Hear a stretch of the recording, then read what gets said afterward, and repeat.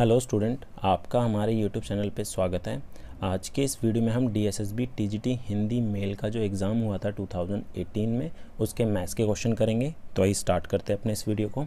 तो first question है, the sum of two number is 1215 and their HCF is 81 if one of the number is lies between 250 and 350। जो एक number है इन दोनों के बीच में लाई कर रहा है और जो दूसरा नंबर है वो 800 से 900 के बीच में लाई कर रहा है। What is the difference between the two number. हमें दोनों का डिफरेंस बताना है कि क्या होगा। ठीक है, तो हमें इस क्वेश्चन में क्या दे रखा है, हमें इस क्वेश्चन में बोला है कि जो HCF है दो नंबर का हमें दे रखा है वो 81 है। ठीक है, और दोनों नंबर का सम दे रखा है 1215। ठीक है, तो पहला नंबर अगर मेरा A और B है, अब इन दोनों में जो 81 है दोनों में कॉमन है तो 81 इधर भी आ गया और 81 यहाँ भी आ गया।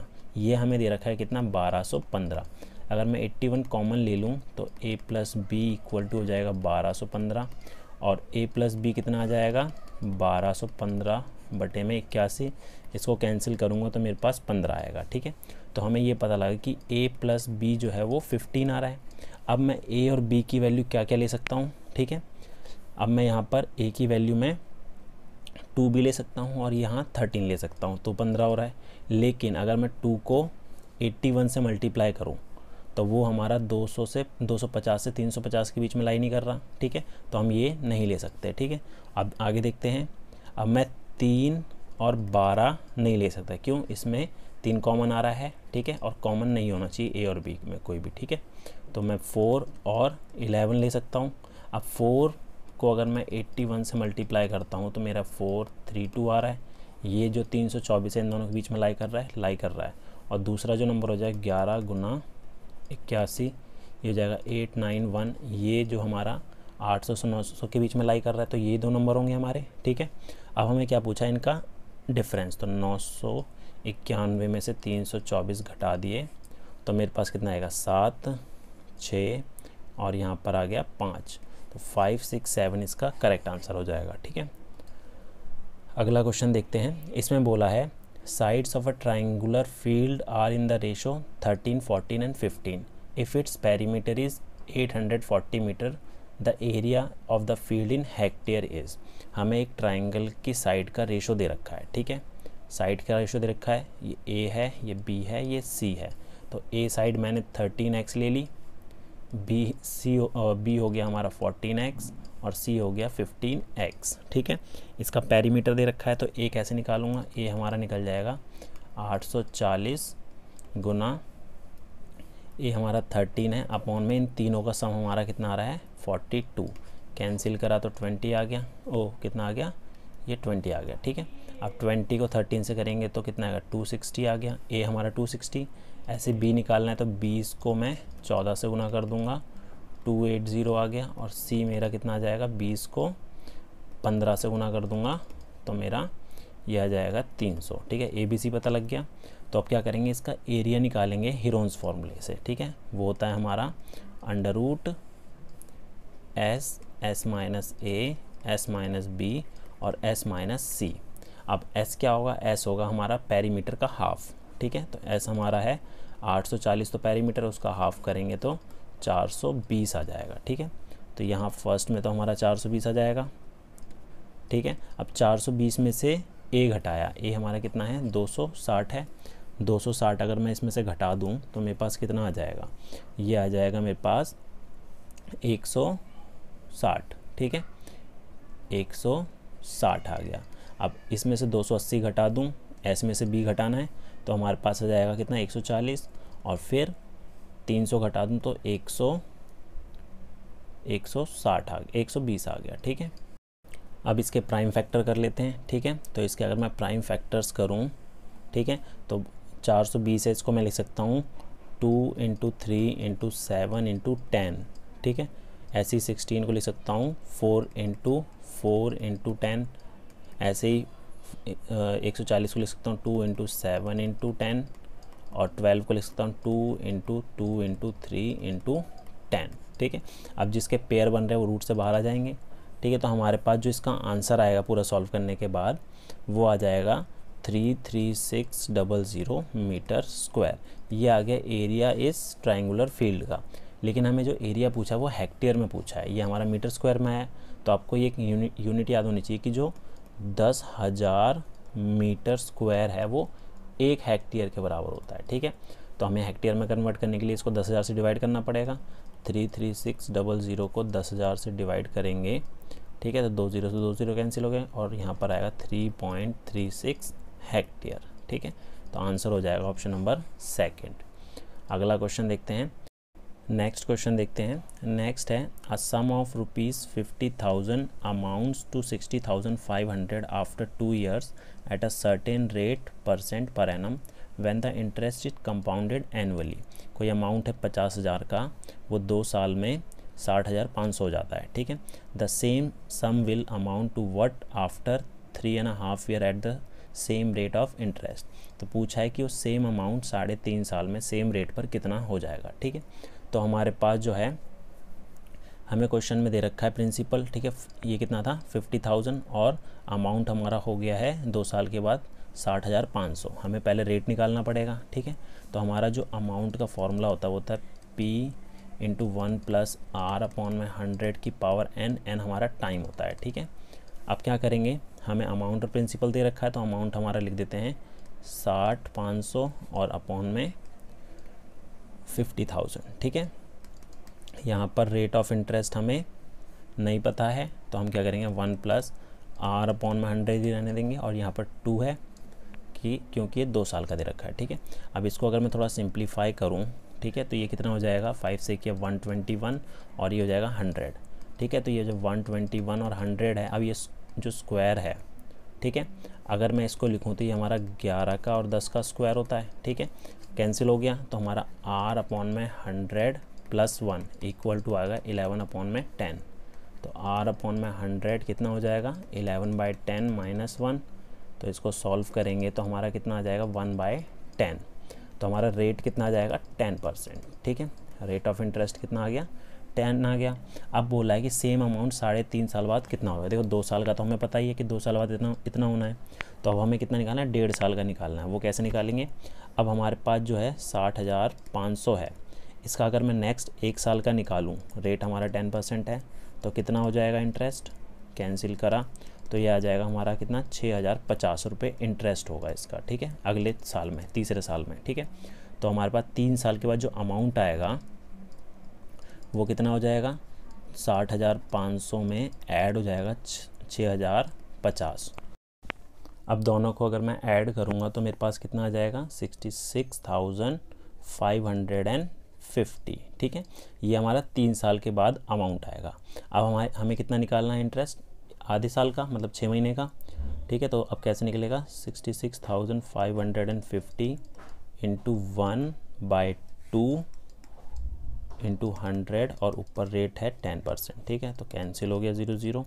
इसको करेंगे तो हमारा ये आएगा कितना, ये आ जाएगा हमारा 3327.5। ठीक है, ये आ गया हमारे आधे साल का इंटरेस्ट। अब आपको करना क्या है, इन दोनों को ऐड कर देना है और इन दोनों को ऐड करेंगे तो हमारा आंसर आ जाएगा, नियरेस्ट है 69,878। ठीक है, अगला क्वेश्चन देखते हैं। अब इसमें बोला है कि हमें इसका यूनिट नंबर बताना है। ठीक है, तो यूनिट नंबर के लिए आपको करना क्या है, जो पावर दे रखी है सबसे पहले उसको 4 से डिवाइड कर देना है और रिमाइंडर लिख लेना है।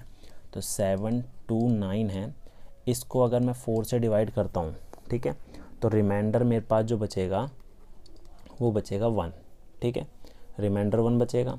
इसी तरीके से 900 को अगर मैं 4 से डिवाइड करता हूँ तो रिमाइंडर 0 बचेगा। और जब 0 बचता है तो हमें क्या करना है 4 ही लेना होता है। ठीक है, अब 492 को अगर मैं 4 से डिवाइड करूँ तो भी रिमाइंडर 0 बचेगा, तो मेरे को रिमाइंडर यहाँ भी लेना पड़ेगा 4। ठीक है, अब आपको करना क्या है, जिसकी ये पावर दे रखी है उसका यूनिट प्लेस ले लेना है। तो यहाँ पर 23 था तो 3 की पावर 1 ले ली। ठीक है, इनटू यहाँ पर 8 की पावर 4 ले ली, यहाँ पर 7 की पावर 4 ले ली। ठीक है, तो ये तो 3 की पावर 1 तो 3 रहेगा। अब 8 की पावर 4 है तो 8 × 8 × 8 × 8, 8 8 = 64, 8 8 = 64। अब आपको इसमें भी यूनिट नंबर को ही मल्टीप्लाई करना है, 4 4 = 16। ठीक है, ऐसी 7 की पावर 4 है तो 7 × 7 × 7 × 7, 7 7 = 49, यहाँ भी 7 7 = 49। अब 9 को 9 से करा तो 81 हो गया। ठीक है, अब आपको करना है इनका यूनिट नंबर लेना है। यहाँ तो 3 था, यहाँ पर क्या हो गया 6 है, यहाँ पर 1 है, तो 3 × 6 × 1 अगर मैं करूँ तो 18 आएगा। ठीक है, तो जो यूनिट डिजिट होगा इसका वो 8 होगा, तो इसका आंसर ये होना चाहिए था 9, इसका ये गलत है। अगला देखते हैं। अब इसमें हमें बताना है कि इस पूरे को सॉल्व करके जो है ये पूरा x के इक्वल है, तो हमें बताना है कि x की वैल्यू क्या आएगी और बाद में उसका रूट x फाइंड करना है। ठीक है, तो आपको देखिए यहाँ पर एक फॉर्मूला अप्लाई होगा, वो होगा हमारा a + b का होल क्यूब। ठीक है, तो a³ + 3a² + 3ab² + b³ ऐसी अगर मैं माइनस वाला लगाता हूँ तो ये होगा a³ - 3a² + 3ab² - b³। ठीक है, तो यहाँ पर ये फॉर्मूला अप्लाई होगा। देखिए ऊपर वाली जो टर्म है वो हमारी ये वाला फॉर्मूला बना रहा है। ठीक है, और नीचे वाली जो टर्म है हमारा माइनस वाला फॉर्मूला बना रहा है। ठीक है, वो कैसे, देखिए a³ हमें यहाँ दे रखा है, b³ भी दे रखा है। यहाँ पर जो है यहाँ पर मिडल में जो टर्म दे रखी है वो थोड़ी कैलकुलेट करके लिखी हुई है। ठीक है, ऐसे यहाँ पर a और यहाँ पर b³ जो है हमारा यही होगा। ठीक है, यहाँ पर 0.5625 जो है वो 0.75 को मल्टीप्लाई करके लिखा हुआ है। ठीक है, तो ऊपर हमारे पास आएगा 1.25 प्लस b हमारा 0.75 इसका क्यूब हो गया, और डिनोमिनेटर में आएगा 1.25 माइनस 0.75 का क्यूब हो जाएगा। ठीक है, तो ऊपर अगर मैं ऐड करूं तो मेरे पास कितना आ जाएगा, ये आ जाएगा 2।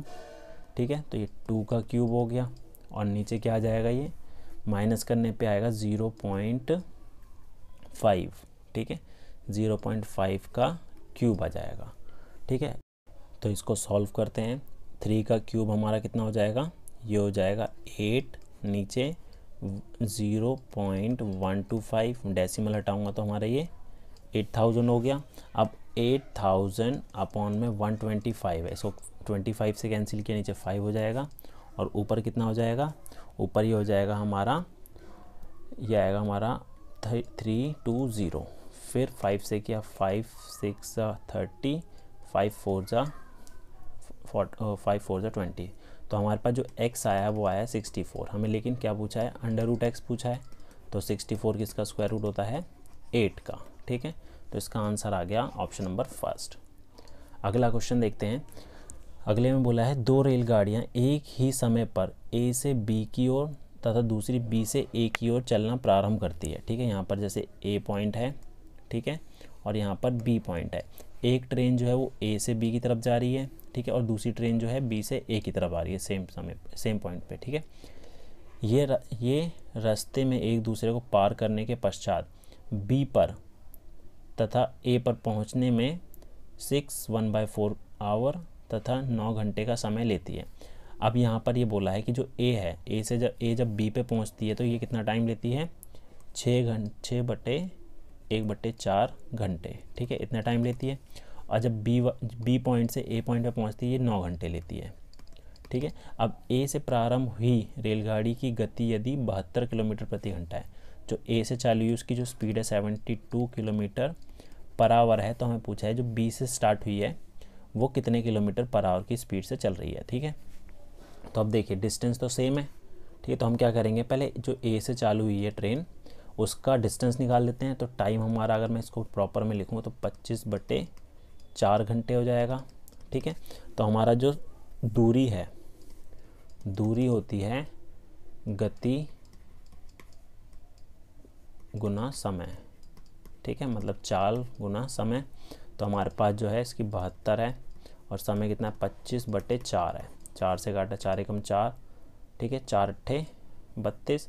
अब 25 को अगर मैं 18 से गुना करूं, ठीक है, 25 को अगर मैं 18 से गुना करता हूं तो मेरे पास कितना आ जाता है, ये आ जाता है 450। ठीक है, 450 किलोमीटर। ठीक है, तो ये दूरी जो है वो 450 किलोमीटर होगी। अब हमें ये पता लगी दूरी इतनी है।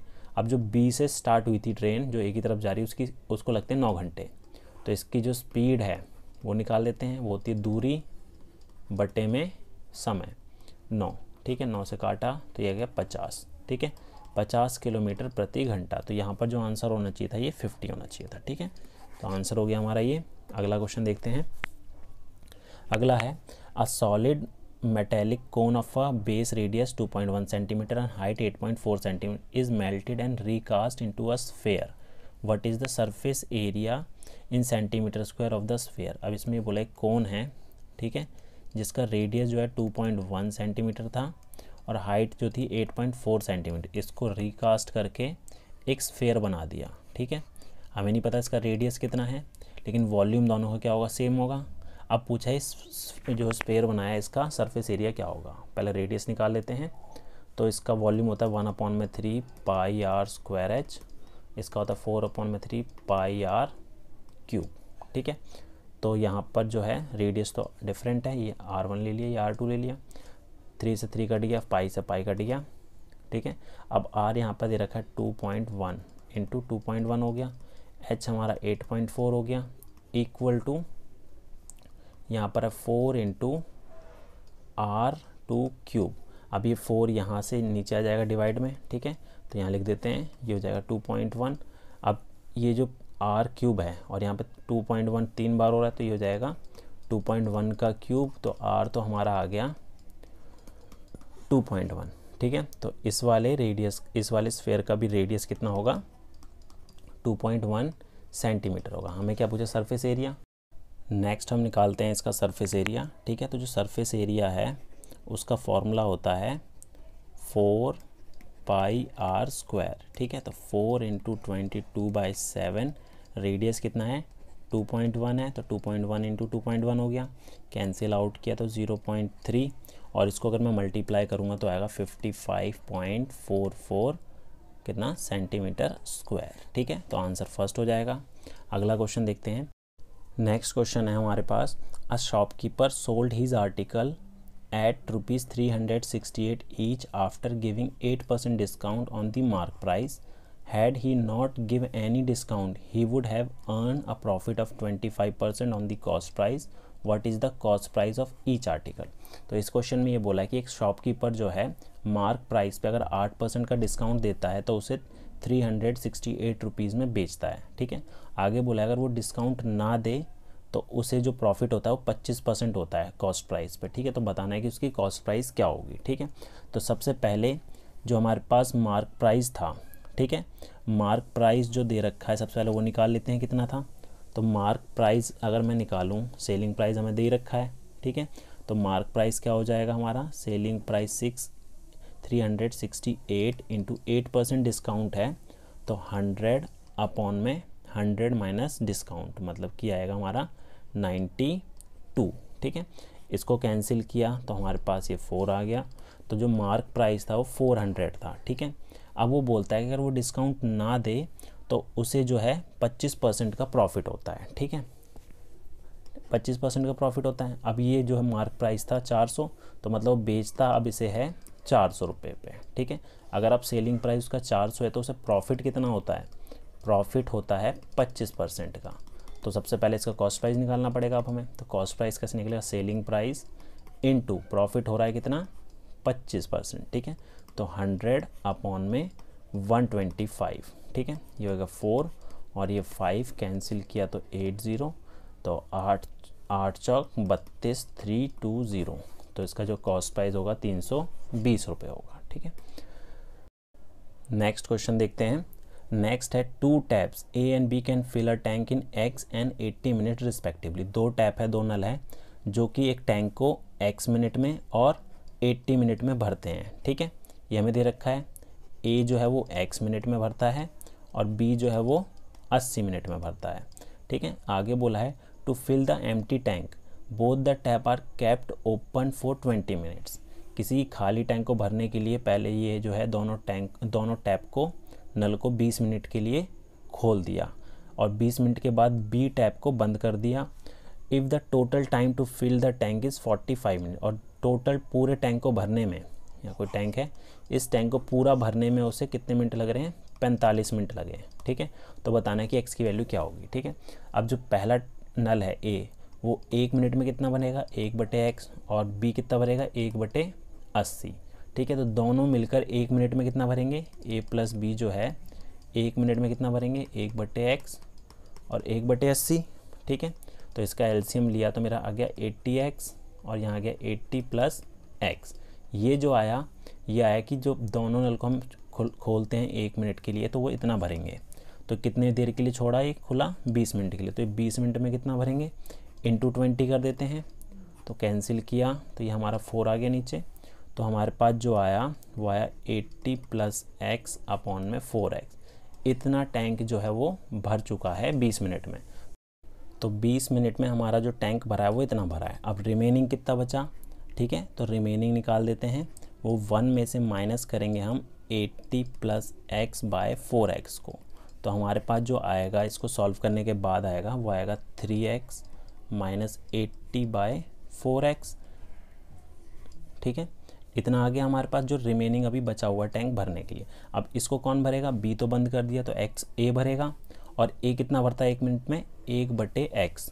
तो 3x - 80 अपॉन में 4x को हम डिवाइड कर देंगे 1 अपॉन में x से, ठीक है। तो हमारे पास आएगा 3x - 80 अपॉन में 4x इंटू x/1। तो x कैंसिल हो गया। अब हमें आगे ये बोला था कि जो टोटल टाइम लगता है वो 45 मिनट लगते हैं। देखो 20 मिनट तो पहले दोनों चले थे, तो इसमें +20 हो जाएंगे, तो इक्वल आता है हमारे पास 45 मिनट, ठीक है। तो इसको सॉल्व कर लेते हैं। तो इसको सॉल्व करूँगा तो कितना आएगा हमारे पास, ये आएगा 3x - 80 अपॉन में 4 और 20 वहाँ जाके माइनस हो जाएगा, तो यहाँ कितना बचा 25। तो 3x - 80 = 100 हो गया। तो हमारे पास ये कितना आ जाएगा, ये 100 हो गया। तो हमारे पास आ जाएगा ये 3x = 180। सो x आ गया हमारे पास 60 मिनट्स, ठीक है। तो आंसर हमारा 60 हो जाएगा। अगला क्वेश्चन देखते हैं। इसमें बोला है कि हमें x³ + y³ का रेशो जो है x³ - y³ के साथ हमें ये दे रखा है 14 और 13। तो हमें इसकी वैल्यू बतानी क्या होगी, ठीक है, इनका रेशो क्या होगा। तो अगर हमें दे रखा है x³ + y³ अपॉन में x³ - y³ 14 अपॉन में 13, अगर इसका मैं क्रॉस मल्टीप्लाई करूँ तो आएगा 13x³ 13y³ 14x³ 14y³। y वाली टर्म को एक साइड ले लिया, तो यहाँ आकर ये माइनस है तो प्लस हो जाएगा, तो 27y³ हो गया। और ये हो जाएगा 14 - 13 1x³, ठीक है। तो अगर मैं यहाँ पर लिखूँ तो ये हमारा कितना हो जाएगा, 3y³ है इक्वल टू क्यूब, ठीक है। तो क्यूब से क्यूब कट गया, तो हमारे पास क्या आ गया, x = आ गया 3y, ठीक है। अब हमारे पास जो है x = कितना आ रहा है, 3y आ रहा है, ठीक है। तो हमें फाइंड क्या करना था, x² + y² अपॉन में x² - y², ठीक है। तो x की जगह हम वैल्यू रख देते हैं 3y, ठीक है। तो यहाँ पर रख देते हैं ये x की जगह 3y का स्क्वायर हो गया प्लस y², नीचे भी 3y का स्क्वायर माइनस y²। 3y का स्क्वायर होता है 9y² + y² अपॉन में 9y² माइनस y²। तो ये हो जाएगा 10y² अपॉन में 8y²। y² से y² कैंसिल, तो 10/8 बचा, कैंसिल किया तो 5/4 आ जाएगा इसका रेशो, ठीक है। अगला देखते हैं। अगला क्वेश्चन है, if the numerator of a fraction is increase by 150% and the denominator is increase by 300%, then the denominator of the resulting fraction is 260% more than its numerator, ठीक है। हमें बताना है ओरिजिनल फ्रैक्शन क्या होगा। तो इस क्वेश्चन में ये बोला है कि जो न्यूमिनेटर है अगर हम उसको इंक्रीज कर दें 150% से और डिनोमिनेटर को इंक्रीज कर दें 300% से, ठीक है। तो जो नया फ्रैक्शन आता है उसमें क्या है, उसमें जो डिनोमिनेटर होगा न्यूमिनेटर से 260% ज़्यादा होगा, ठीक है। तो हमें बताना है ओरिजिनल फ्रैक्शन क्या होता है। ओरिजिनल फ्रैक्शन मैंने x/y ले लिया, ठीक है। अब हमें क्या बोला है कि न्यूमिनेटर में 150% इंक्रीज़ करना है, तो x का 150% इंक्रीज़ करेंगे तो कितना हो जाएगा 250%, मतलब 250 अपॉन में 100 हो गया, ठीक है। इसको थोड़ा सिंप्लीफाई कर लूँ तो मेरे पास आ जाएगा ये कितना 5x अपॉन में 2 आ गया। ये हमारा क्या आया है न्यूमिनेटर, ठीक है। ये हमारा न्यूमिनेटर हो गया। अब डिनोमिनेटर में बोला है उसने कि इंक्रीज़ करना है 300%, तो y का 300% इंक्रीज़ करना है, तो ये 400 हो जाएगा, 400 बटे में 100, ठीक है। तो ये कितना आ जाएगा 4y, ठीक है। ये हमारा डिनोमिनेटर हो गया। अब इसने ये बोला है कि जो ये इन दोनों का फ्रैक्शन आएगा 5x/2 अपॉन में 4y, ठीक है। तो जो रिजल्टिंग फ्रैक्शन होगा उसमें क्या होगा, डिनोमिनेटर जो होगा 260% ज़्यादा होगा न्यूमिनेटर से, ठीक है। न्यूमिनेटर अगर हमारा कितना था, x था, ठीक है। तो नीचे वाला जो होगा x का 260% ज़्यादा होगा, तो मतलब 360% हो गया, ठीक है। इसको कैंसिल किया, ठीक है। तो x से तो x कैंसिल हो जाएगा। अब हमारे पास क्या आया यहाँ पर, ये हो जाएगा 5x अपॉन में 8, ये से मल्टीप्लाई हो जाएगा, इक्वल टू ये 10 ऊपर चला जाएगा, तो ये जाएगा 10 अपॉन में 36, क्रॉस मल्टीप्लाई, तो ये कितना हो जाएगा हमारे पास 180x equal to 80। So x आ गया हमारा 80 अपॉन में 180, तो कैंसिल किया, ये आएगा 4 अपॉन में 9 फ्रैक्शन हो जाएगा, ठीक है। तो ये थे हमारे टीजीटी हिंदी मेल के मैथ्स के कुछ इंपॉर्टेंट क्वेश्चन। उम्मीद है आपको हमारा वीडियो पसंद आया होगा। Thank you.